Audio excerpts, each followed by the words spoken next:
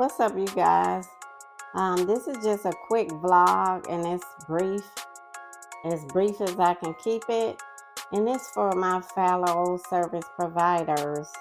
And I'm gonna put a playlist called Mentorship because I don't have that playlist, and it's mainly gonna be for people in the industry or anyone who has, they're a small business owner or whatever, or anybody who may be looking for mentorship advice.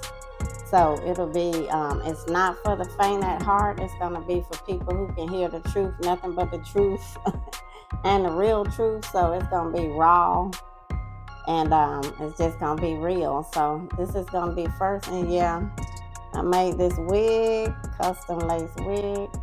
Just thought I'd go back to my long straight hair and just take a break from the kinky curly hair. Anyway, you guys, so the way I got motivated to do this vlog or this upload is this one guy I follow. He's a hairstylist. He's pretty big in New York. He puts quotes out there sometimes, and they're just fabulous. So he put this quote out here, and it says, and it's directed to stylists, but I think it can fit to anybody who's in the service industry. But he put it for stylists. And he said, do not be in such a rush to be out on your own. You need those interactions with other hairstylists. You need a team and other artists to bounce off of. You need the competition because it makes you better. So when I saw his quote, of course, he's an old head hairstylist who's been in the industry a long time, such as myself. Now, we don't know it all. We don't think we know it all or whatever. We just don't. But at the end of the day, you remember when you was 10 years old, and you may be 25 years old now. So you know more now at 25 than you did at 10. So you get wisdom just from living life and getting older. You also get wisdom from the longer you do stuff, whatever the industry you're in, whether you work in corporate America, as I've done that before for 22 years, or worked in the hair industry, which I've done that for years too. So you gain wisdom from that as well. So you gain wisdom from life, you gain wisdom from experiences, and you gain wisdom from whatever profession you're in. You probably can help someone along the way who's in that same profession and they're just starting out. So it's more like this is a mentorship thing, just advice.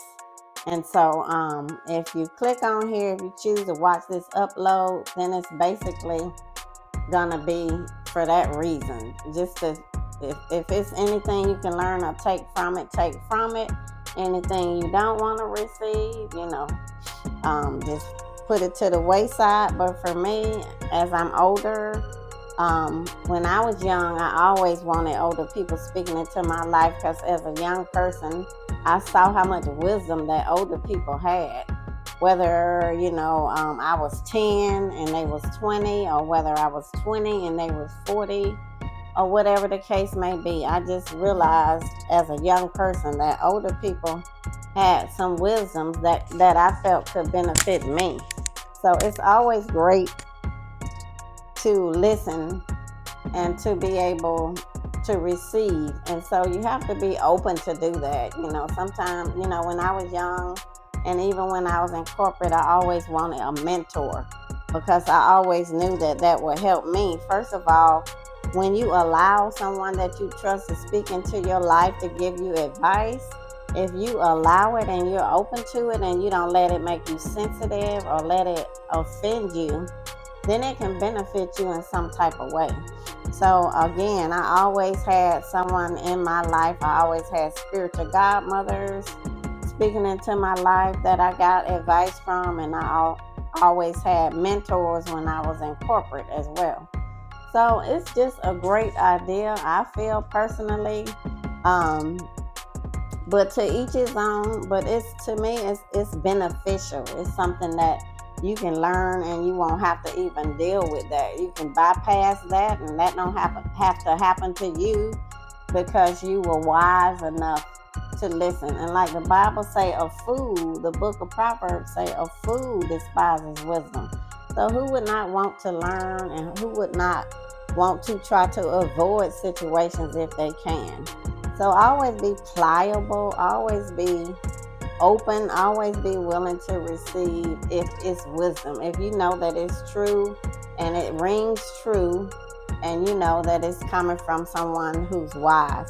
So just to say all that to try to open you up to receive if you decide to watch this upload. So I feel like personally, a lot of people in the service industry now, I feel like, and I'm not saying I don't have anybody in mind in particular, but I just feel like we're in the day and time where everybody wants things quick, fast, and in a hurry. I feel like people don't want to crawl before they walk. I feel like they don't even want to walk. They want to run.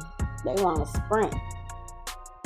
So what happens when we're not crawling and we're walking, or we're not walking but we're running?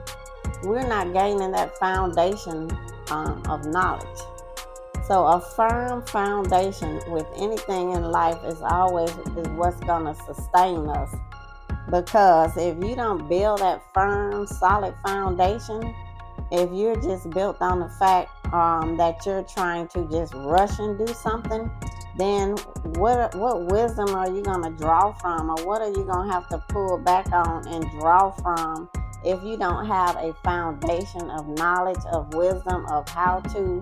If anything goes wrong and you have that foundation, then you have something that you can draw from, something that you can pull from, because you have a foundation. But if you don't take the time to build a foundation, then what are you going to draw from? What are you going to pull from? What knowledge base, what foundation are you going to pull from?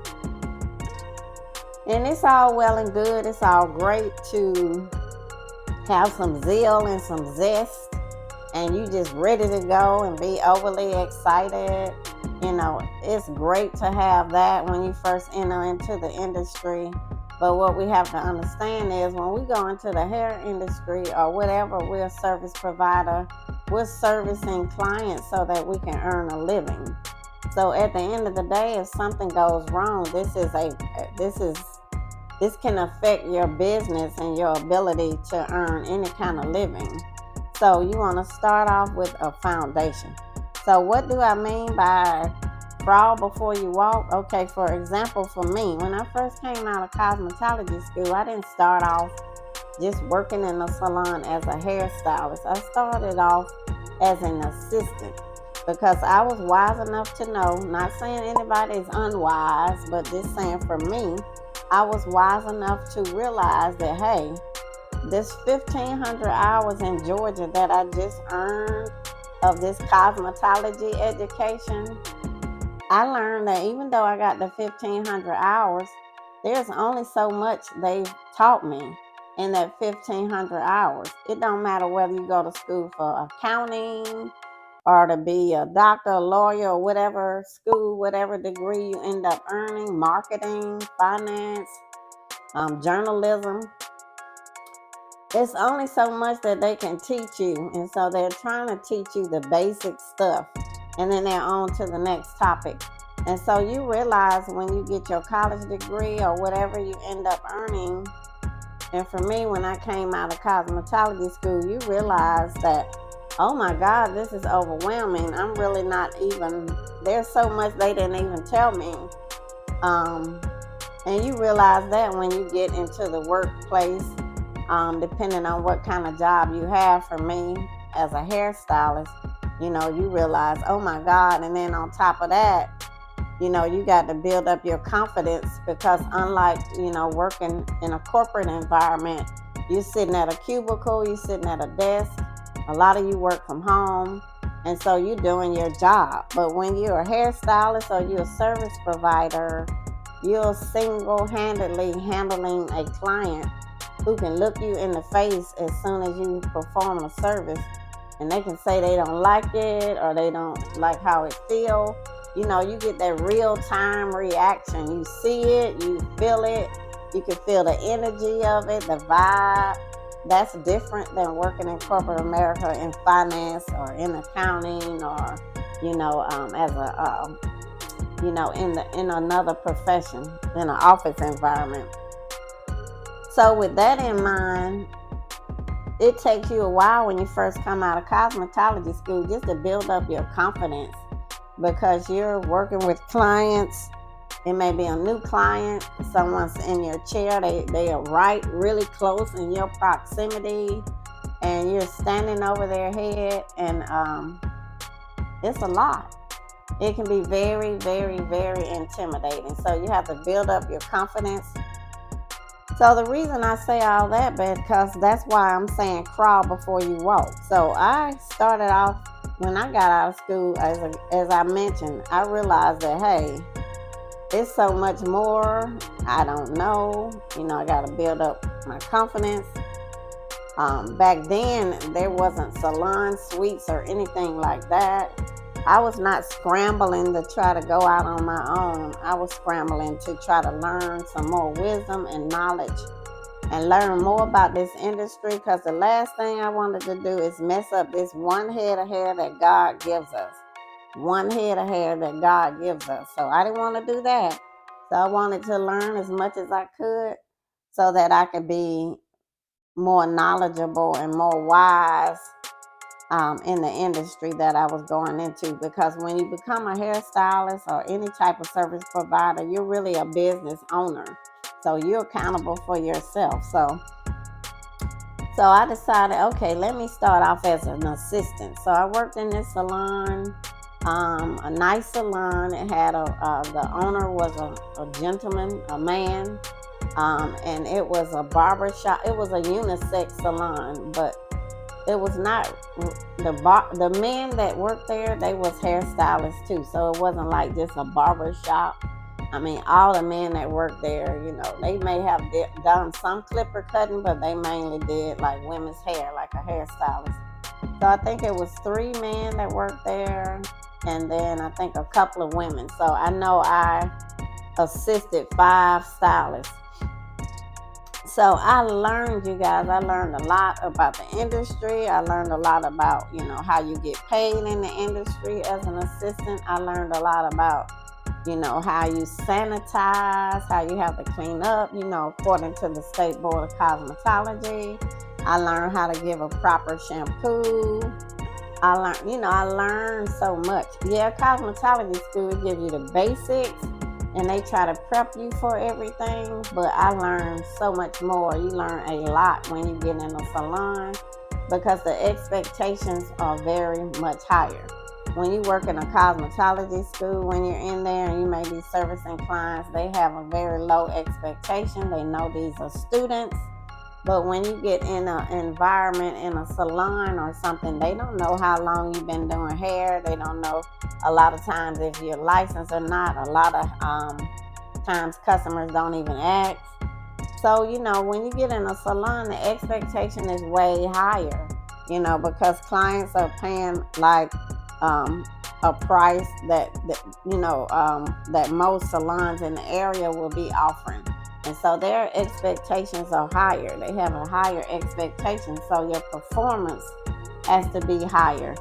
So I started off as an assistant. And so I just want to say there's nothing wrong with starting off, as an assistant. If you don't want to start off as an assistant, then definitely get in a salon, get in a spa, get in offer massages, facials, or whatever industry it is that you're in.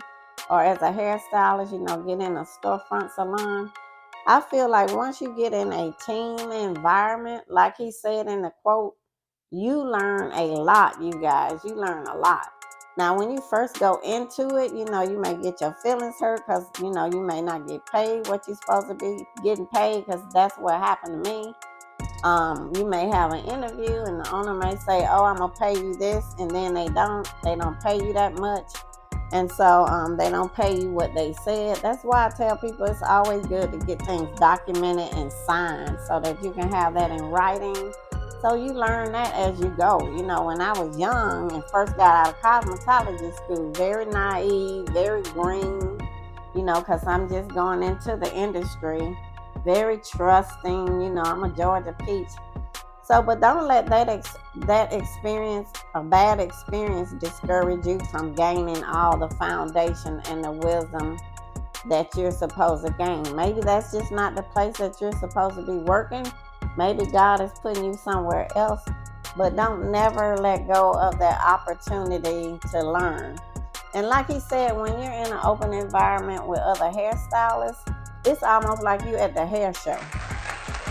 Because when I had my storefront salon, when you have a storefront salon and you have a team of stylists, a lot of salons you go in, there's maybe one or two stylists that's really good and everybody want to book with them.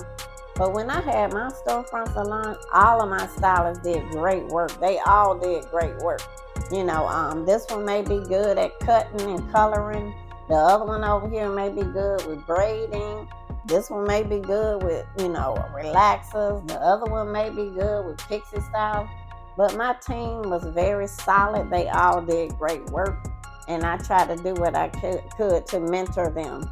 But it's always great. You learn so much because when you're at work and you work in a storefront salon with maybe 5, 6, 7 or more hairstylists, you learn a lot, you guys. You learn a lot because you're in a team environment. So you're learning how to be a team player. Because, it's great to have your own and do your own thing. But it's something even greater that speaks volumes about you and your character when you can work with a team of people. Even the Bible say 2 people in agreement will send 10,000 demons to flight. So it's so great and so rewarding. It's also fun. Just like when you're in cosmetology school, you have so much fun with your classmates. And so when you get into that environment where you're working with a team of stylists, that's fun. It's like being at a hair show. You learn, you can watch what they doing. You watching how this one cut. You watching how this one color.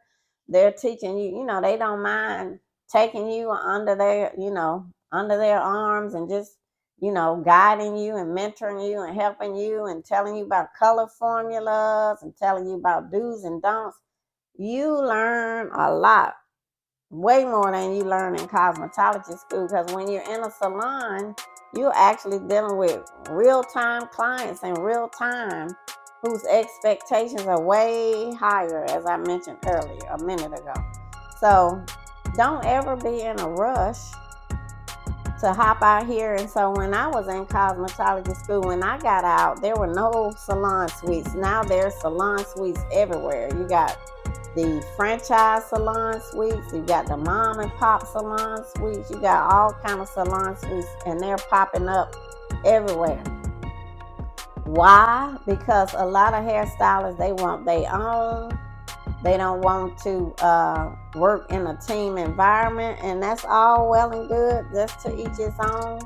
But I truly feel that if you want to learn and grow, it's a great opportunity to learn and grow when you're in a team environment, because you can go out here and you can just be finished with cosmetology school, and then you can work in one salon and then have maybe a bad experience, and then you decide, okay, I'm not working in any more storefront salons. I'm gonna get me a salon suite, or I'm gonna work out my house.